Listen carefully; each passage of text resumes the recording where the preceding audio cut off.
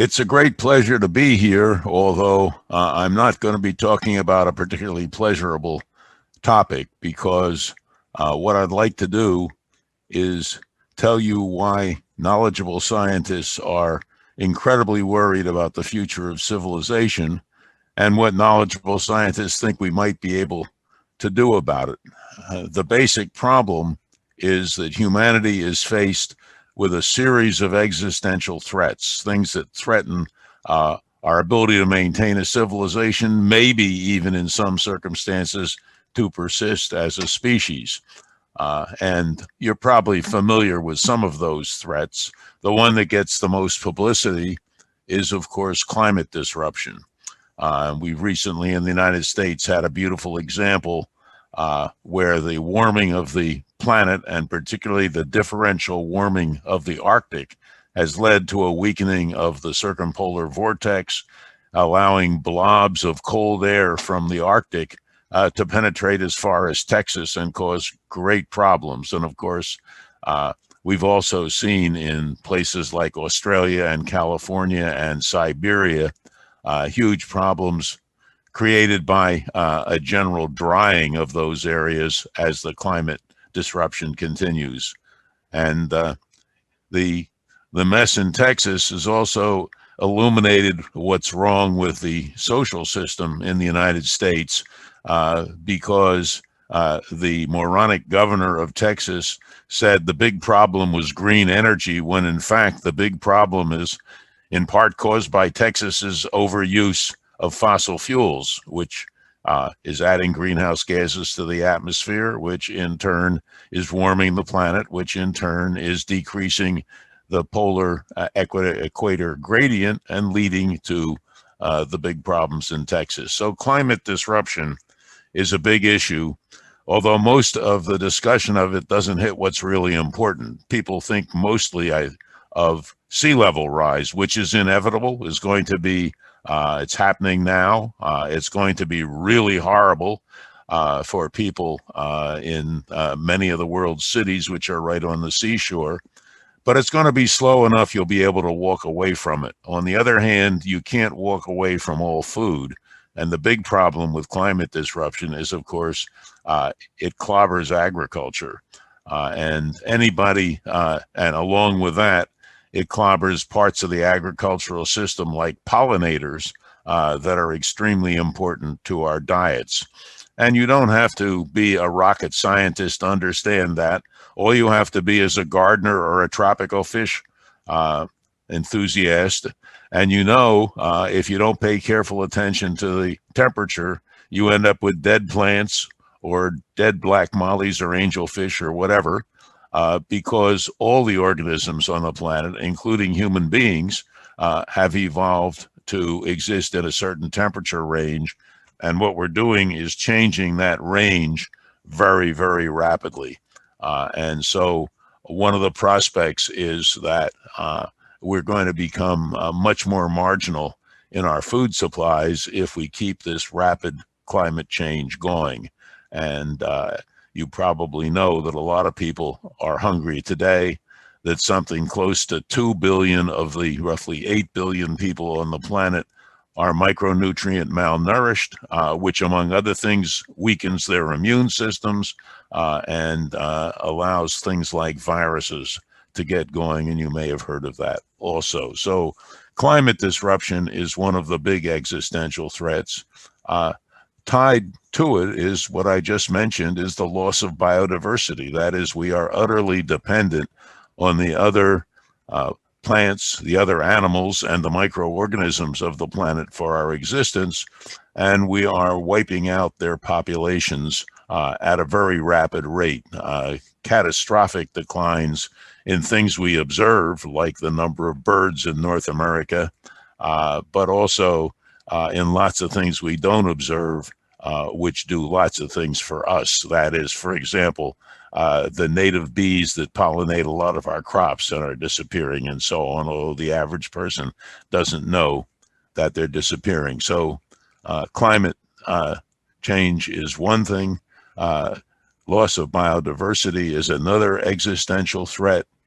Toxification of the planet is yet another existential threat, because everybody is getting dosed with a series of synthetic organic chemicals that we use for all sorts of things, most obviously in terms of loss of biodiversity, the silent spring phenomenon.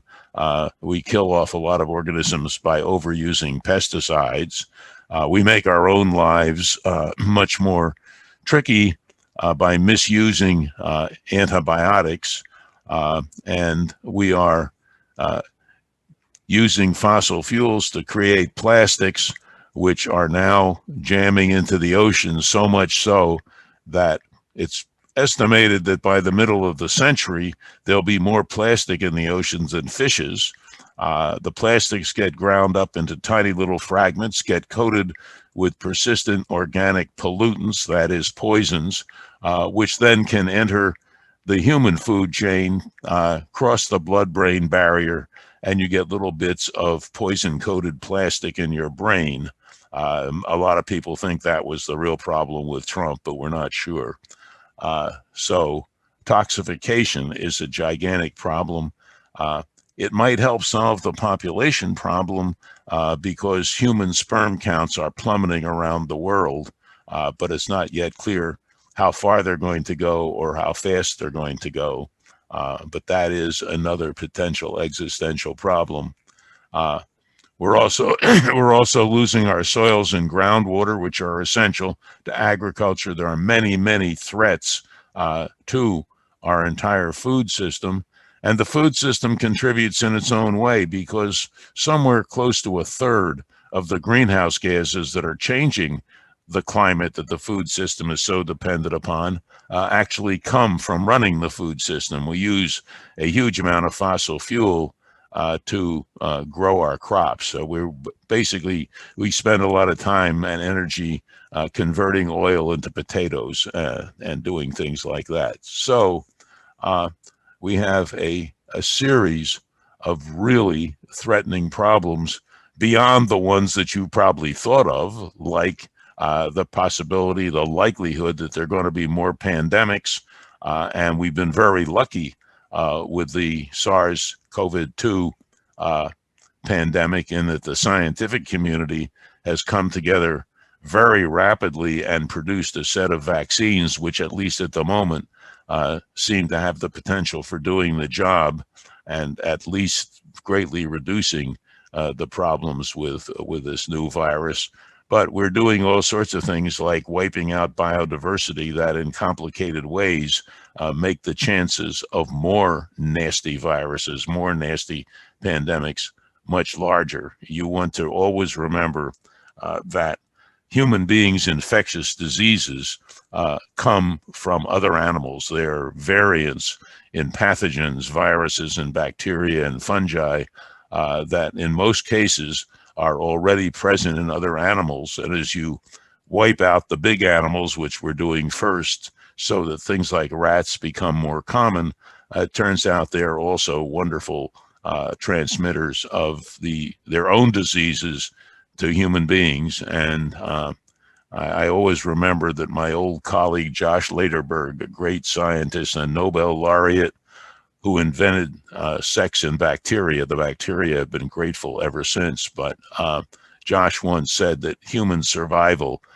is not preordained. That's why we have viruses. So something to pay attention to. Hopefully, the Biden administration will restore some of the things that the Trump administration destroyed, that are designed to warn us of coming pandemics. The basic cause of all this has been obvious for a very long time. One way to put it is it's the scale of the human enterprise. There are just too many of us. Each one of us, on average, consumes too much, and we use malign technologies in many cases to service that consumption.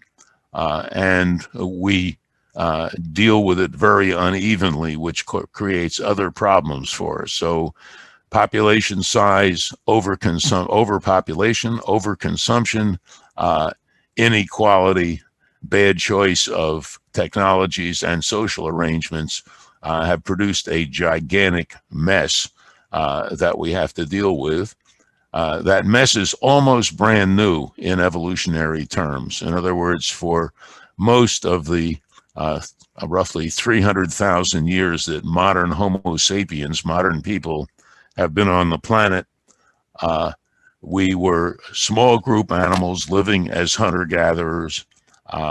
It wasn't until our population became large enough that people decided to start settling down and practicing agriculture that the real problems started. Agriculture and settling down, among other things, allowed a family to raise more food than it needed, and that led to specialization, to not just farmers and not just hunter-gatherers and farmers, but soldiers, priests, mechanics, scientists, and so on, which allowed us to develop a whole series of technologies, the agricultural revolution, that led then to the Industrial Revolution, which, as you can see in this list of things I've gone over, is really what's responsible for most of the existential threats. Maybe the most serious, of course, and the one that has the greatest potential for ending us as a species, is the so-called mutually assured imbecility. That is, the Russians, the Americans, and some other countries having so many nuclear weapons that if they use them, it could alter the climate and the planet so much that humanity might actually die out. Well, that's one of the great triumphs of our two revolutions, our agricultural revolution and our industrial revolution. The agri revolution also led to economic inequality. When you had to carry everything around with you when you were a hunter-gatherer, it was hard to become super rich. And it also allowed things like slavery, xenophobia, and so on. In a summary, we're basically a small group animal that has developed a way of getting gigantic groups, but we haven't learned how to deal with the gigantic groups. We did fine when there was 50 to 100 people in each group, but subsequently things have really gone downhill. And another major thing is that we evolved our nervous systems to detect rapid changes in our surroundings. If somebody threw a rock at your head, you wanted to be able to detect it against a still background. And you can do a little test for yourself by moving your head rapidly from side to side, and you'll notice the room stays still. If you take the video on your cell phone and do this with it, and then watch the recording, you'll get dizzy because your brain has evolved to get information from nerves that tell you your head is moving, and it keeps the background steady. So that we're very, very good at detecting a car swerving towards us or a handsome person of the opposite gender coming towards you and so on. But we're really lousy at seeing changes in the background because our minds were designed to keep the background steady. And one of the horrors today, of course, is what we need to do is see the gradual changes in the background. We need to see the gradual increase in temperature taken by a thermometer high up on a mountain in Hawaii. We need to register on the increasing numbers of nuclear weapons in various places. The things that threaten us, the toxification and so on, are gradual changes in our background, and we're designed to see rapid changes against a stationary background. And that makes it very, very difficult for us to adjust to the changes we have to make if we're going to survive and keep our civilization going. A small group animal just hasn't really adjusted and hasn't faced a lot of things. For example, scientists keep telling people more facts about the environment, but most people don't pay any attention to facts. They come from small groups where what they value is the opinions of their buddies, what the hunt leader says, and so on. They want to be admired by their friends, and the emotions play a huge role in our societies, which tells us that if we're going to change our behavior, which we certainly have to do, we're going to have to do a lot of things like promote soap operas with the right messages and so on, because scientists have proven that expanding on the factual knowledge of people does not normally change their behavior. They've done actual tests taking climate deniers, giving them even more scientific information about the climate. It makes them more solid deniers. And until we face that just producing the science is not going to produce an evidence-based world, we're going to continue to be in trouble, because our basic task to get out of the bind we're in is going to involve another revolution, what I like to call a survival revolution, that will be of the same scale of change in our societies, in our culture, our non-genetic information, as was the Industrial Revolution.